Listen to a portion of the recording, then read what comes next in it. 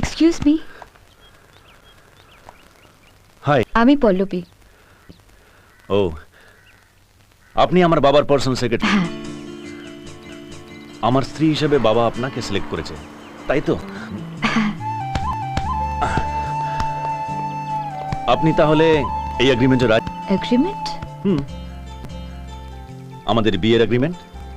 বিয়ের এগ্রিমেন্ট? সে কি, আমার বাবা আপনাকে বলেনি? এগ্রিমেন্ট অনুযায়ী আমাদের বিয়ে হবে 1 বছরের জন্য। এই 1 বছর পর যদি আমাদের মনে হয় আমরা সারা জীবন একসঙ্গে থাকতে পারি তাহলে ভালো, না হলে আলাদা হয়ে যাব।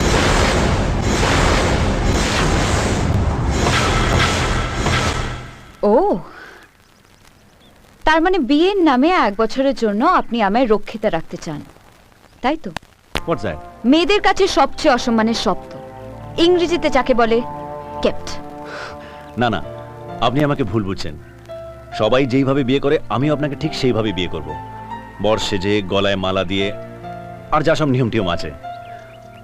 আর একটা কথা আপনার নিশ্চয়ই ভালো করে জানা আছে, সিঁথিতে সিঁদুর দিয়ে বিয়ে করলে তাকে রক্ষিতা নয়, স্ত্রী।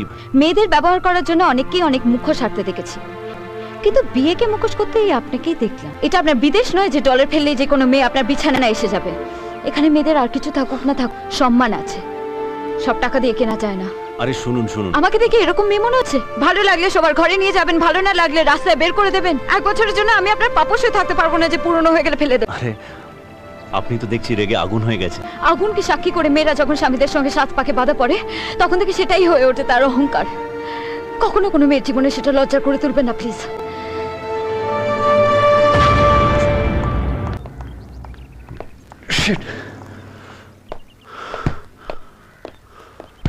স্যার, আমি ভেবেছিলাম আপনি হয়তো আমার মধ্যে ভালো কিছু দেখেছেন, তাই আমাকে ঘরের বউ করে নিয়ে যেতে চেয়েছেন। ভুল ভেবেছিলাম। আপনি শুধু আমার রূপটাই দেখলেন, মনটার খোঁজও নিলেন না। পল্লবী, আমাকে এতটা নিচ ভেবে। বাচ্চা যখন আকাশে চাঁদ দেখে সেটা চাওয়ার জন্য তার বাবার কাছে আবদার করে, তখন তার বাবা এই বলে ভোলায় যে সে বড় হয়ে চাঁদে যাবে। কিন্তু ছেলের কোনো আবদার মেটাতে অফিসের কোনো মেয়েকে তার ছেলের কাছে পাঠাতে এর আগে কোনো বাবাকে দেখিনি।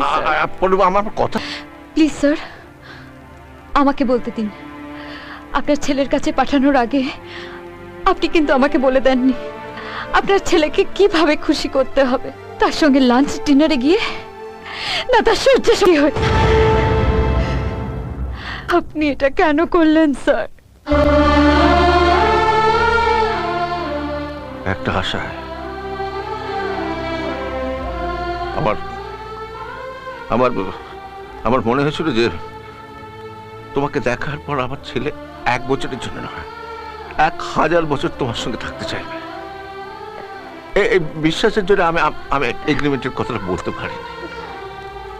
তুমি আমাকে ক্ষমা করে দাও, তুমি ক্ষমা করে দাও প্লিজ। I am sorry. আমার জীবনের সঙ্গে অনেকগুলো জীবন জড়িয়ে আছে স্যার, তাদের অনেক সমস্যা, সেগুলোকে মেটাতেই আমার দিন শেষ হয়ে যায়। কোনো বাড়তি দায়িত্ব আমার কাছে খুব ভারী হয়ে যাবে স্যার।